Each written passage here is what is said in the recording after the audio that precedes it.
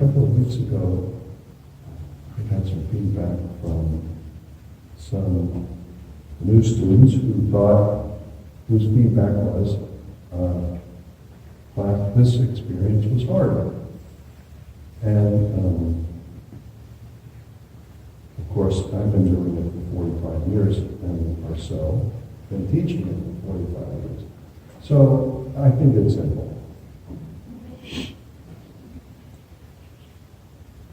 But I thought I'd speak to the practice for a few minutes. And basically the practice has three parts. One is the breathing exercise. Now the breathing exercise, which is to breathe into your chest and hold it, and then release a little and shift your focus to breathing into your abdomen and holding that, and then releasing that, and feeling the breath as you exhale rise. You want to feel the top of your head. The breathing exercise is about a couple of things. First of all, it's about gently expanding the fascial envelope of your body.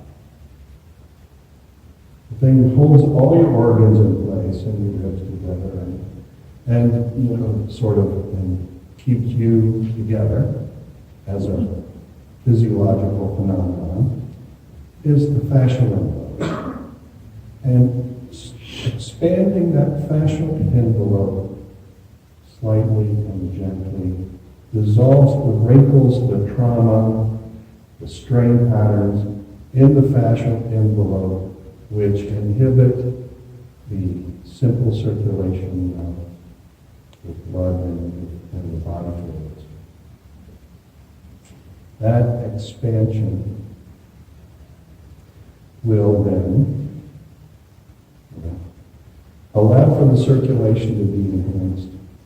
And as the circulation particularly of the breath, and the energy of the breath is enhanced, then so that's a breathing exercise part.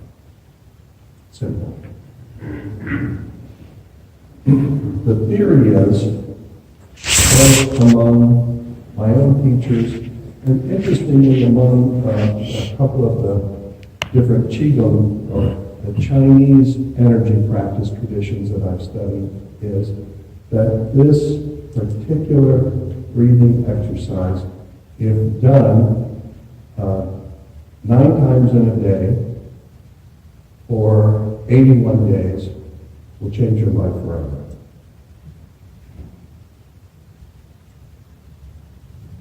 In a good way.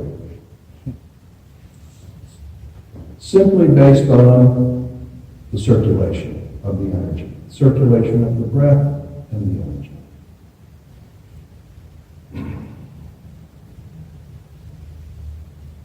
The next part of the practice is the deeper appreciation, the experience of the energetic, what I call the energetic mechanism.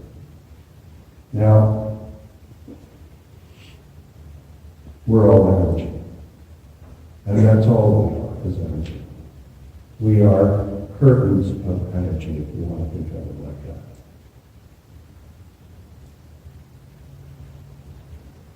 And both the Chinese and the Indians have done a very interesting job of recognizing the fundamental structure of the magnetic field which supports the whole body, which keeps all the various cells, the stem cells, transforming themselves into the appropriate function at the appropriate place in the body. All of that is managed because we are a magnetic field.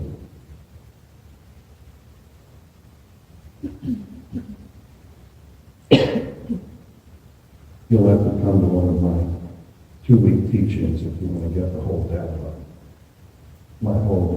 all my sources on this.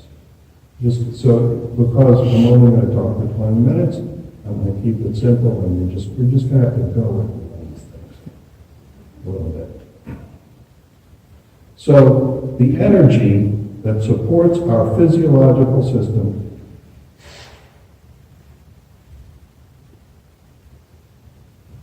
is structured in channels and their junction points.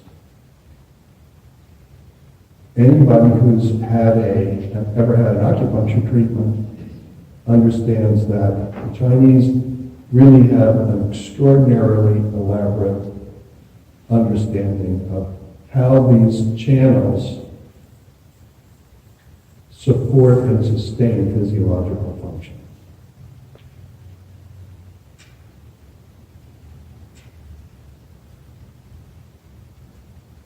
So what we're concerned about are the three principal channels in the body. The principle for taking in experience, the channel, that supports taking, that is responsible for taking in experience, the channel that is responsible for expressing our response to that experience, and the channel which connects us to the whole, connects our individual magnetic field to a larger magnetic environment. And these three primary nerves give rise to many others. The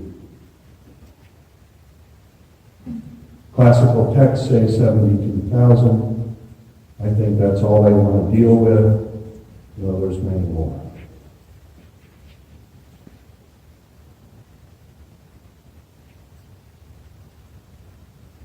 These, there are lots of books. I know most of you who are here have had some experience of the term Kundalini and the discussion of chakras and channels. There are lots of books when people are talking about chakras. It's like, intermittently a hit topic. My own personal experience is I have never read any contemporary work on chakras at all that made any sense. I read it and mostly I think, blah, blah, blah. And in the ancient scriptures, they don't talk about chakras at all. Now, this is like 1,500 years worth of literature, written by some really smart people. Some of the people are amazingly smart. Why do you think they didn't write about it? My own personal feeling about this topic is they didn't write about it because they didn't want to trivialize the transformative power that lies within us. They did not want to in any way trivialize the potential that is resonant within each of our energetic mechanisms. And so they just divided the energetic mechanism into three parts: the lower, middle, and upper. That's simple.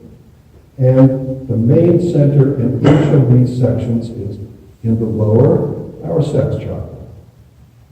In the middle, our heart chakra. And the upper is the whole from between the eyebrows all around the top of the head. There are junction points in between those, but what we're doing with our breath while we're sitting here is that we are we're making contact with and activating these three primary chakras that'll activate the whole system. If you can get the chakras activated, the energy will start to circulate.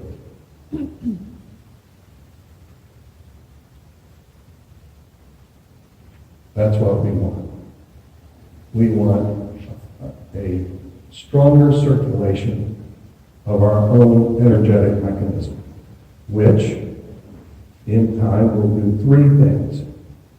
It will give us a greater range of physical motion. It will give us, secondly, a greater range of emotional and intellectual range of motion. And finally, it will give us a direct insight into our own nature.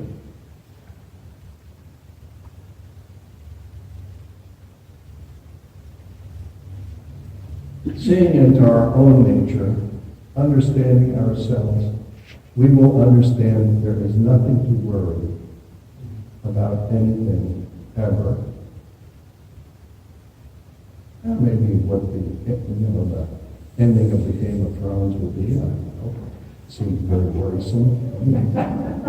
But maybe not.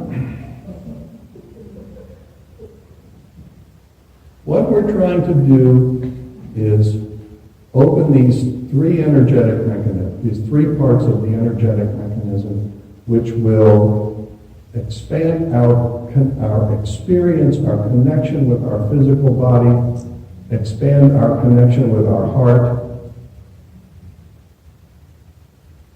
our deepest personal self, and expand our connection to our total environment and allow us to be informed of that total environment and what our part in it is.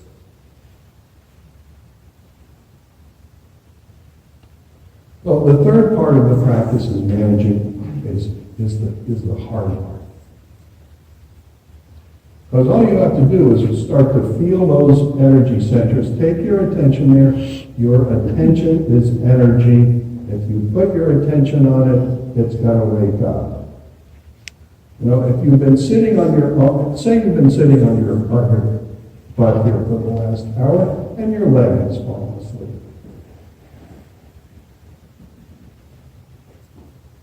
Or if you want to really get fancy experiment, sit on your hand for an hour. See if it falls asleep. Most human beings are so burdened by stress in their lives that their inner self and their energetic mechanism, their experience of themselves has gone to sleep.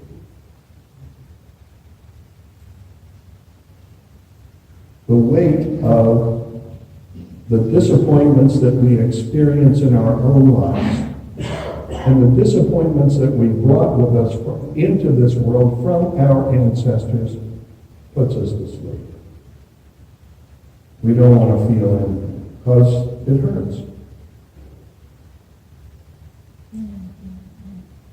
There are lots of, well, actually not lots, there are a few really successful and potentially deadly ways in which people put themselves to sleep.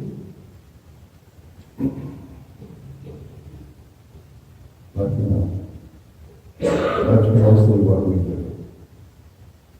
And beginning to turn our attention to these simple places, energy centers in our body will wake us up in profound ways. The hard part, and it's simple, just pay attention to it.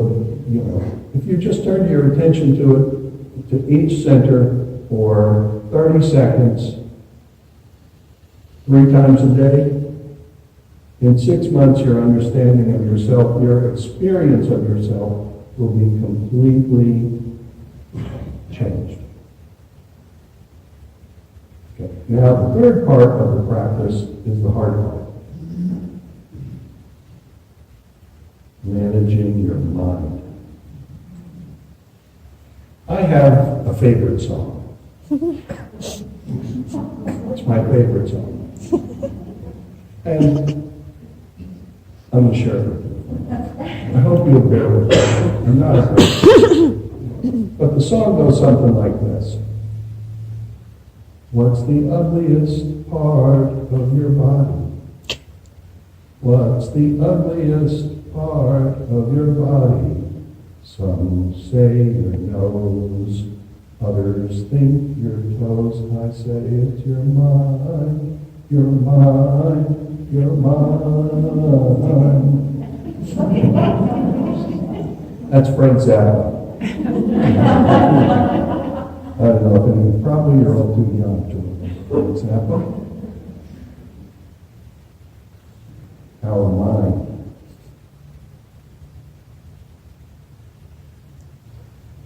So,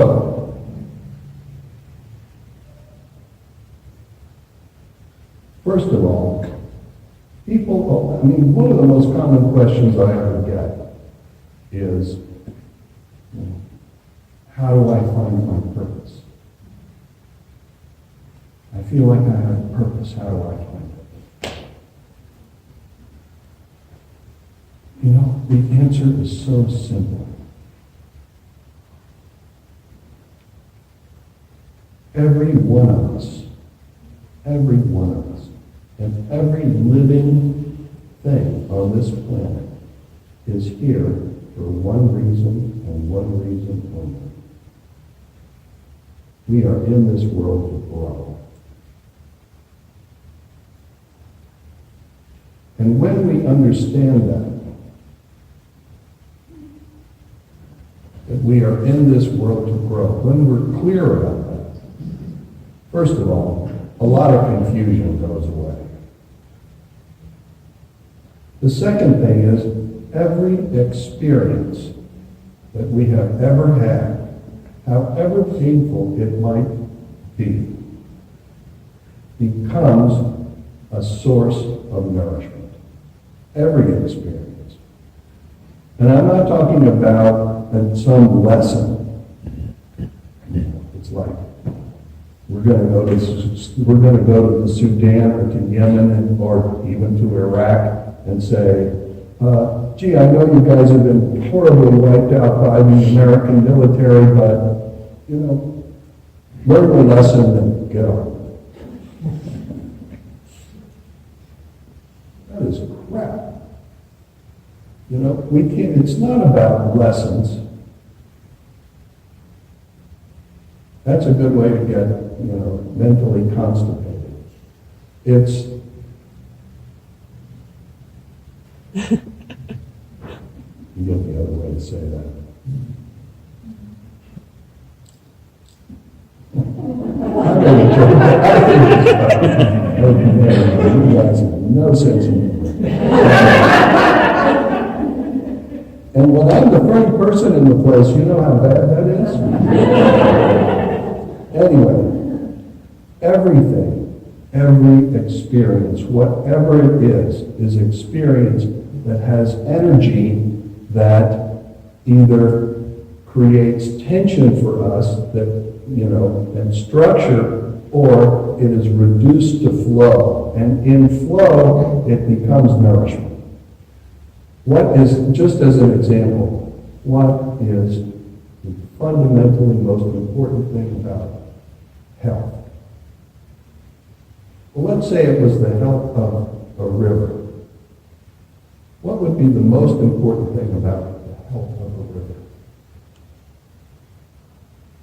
The flow. The flow.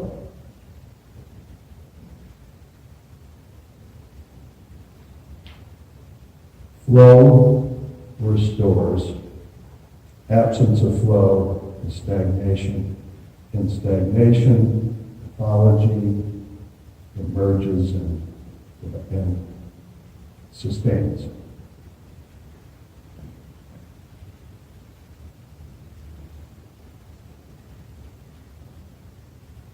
In flow, even high levels of chemical toxicity somehow, can be tolerated and ultimately adapted to.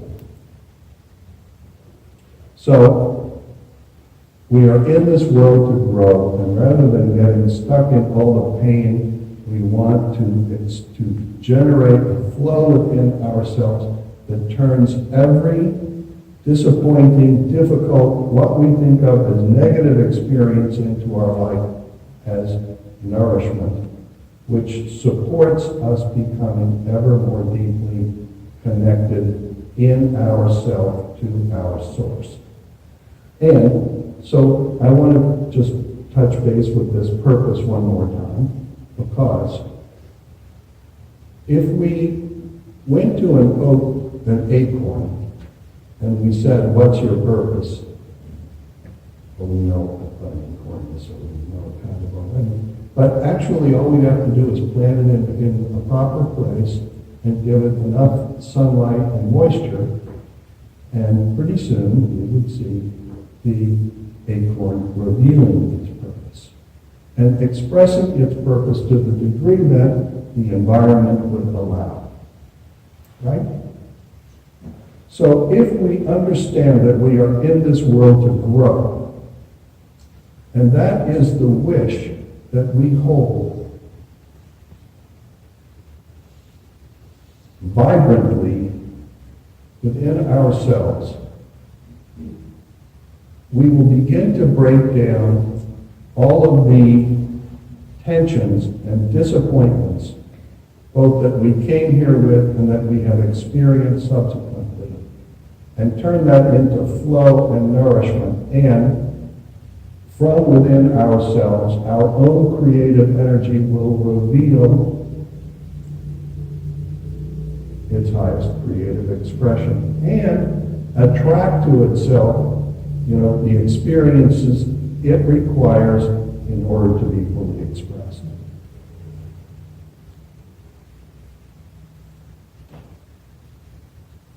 My evidence for that is my own life,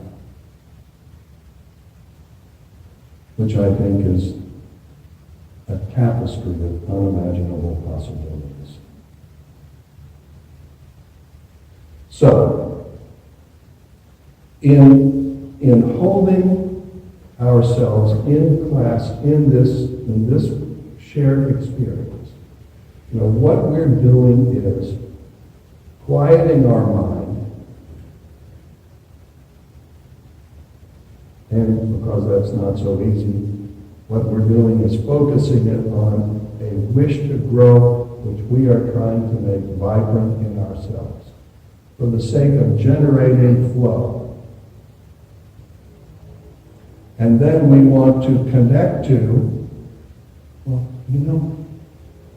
the highest nourishment on the planet is, for each of us, is love. And the only thing I'm really doing here is loving you guys.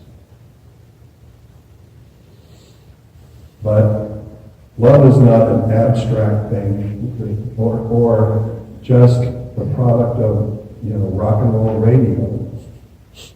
Love is a real connection that has real energy in it. And it's not a word that we say to each other in order to sort of informing each other that we're ready for sex.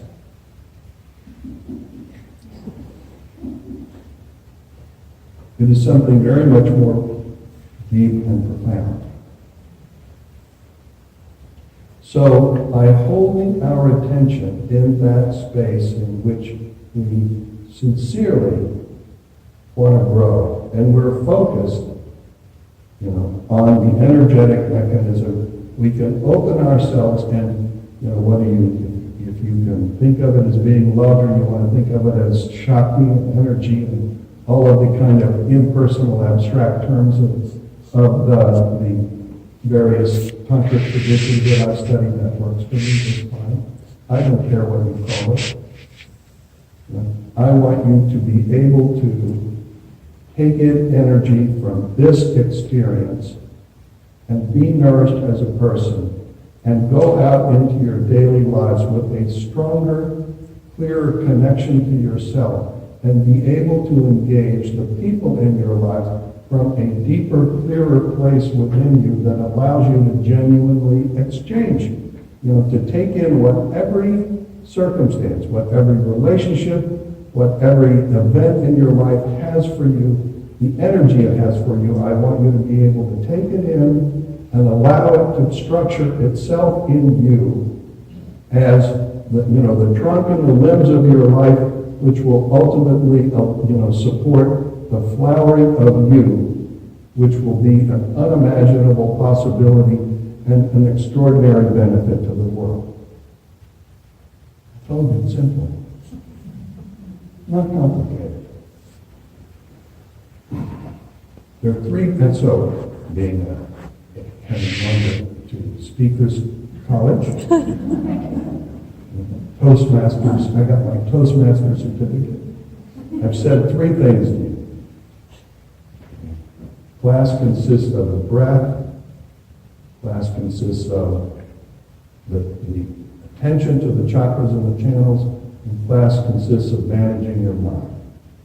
And for the purpose of managing your mind, we are currently using the mantra, I deeply wish to grow.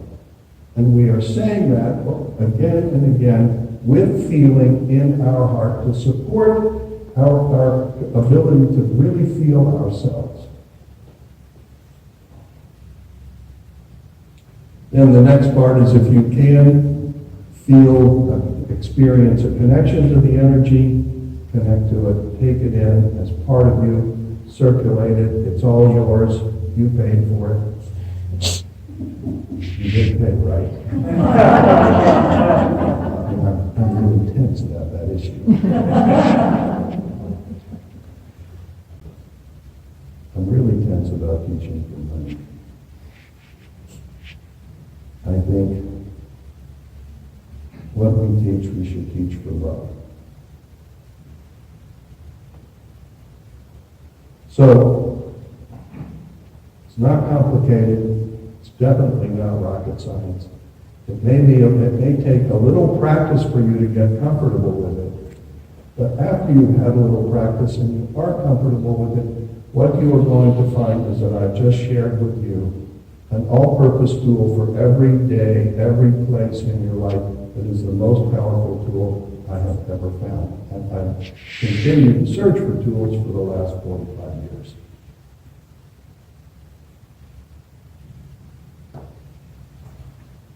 Thanks for listening on this day.